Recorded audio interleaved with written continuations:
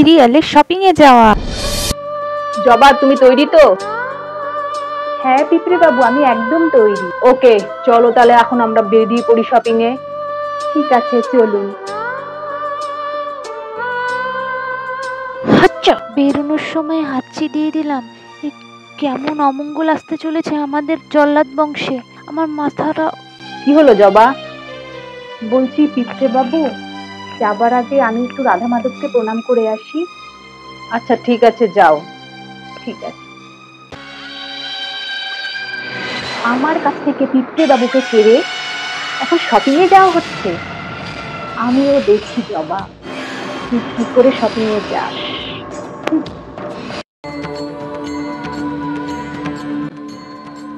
আজ লায়লা আমার সাথে এমনটা করলো।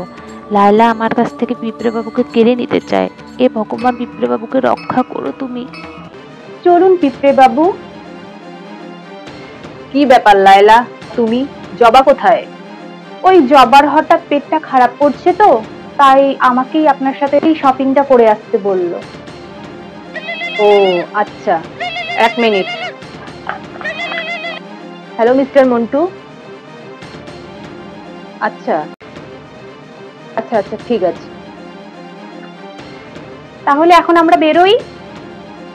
আরে লায়লা, আমার একটা আর্জেন্ট মিটিং পড়ে গেছে, তো আজকে তো আর শপিং এ যাওয়া হলো না।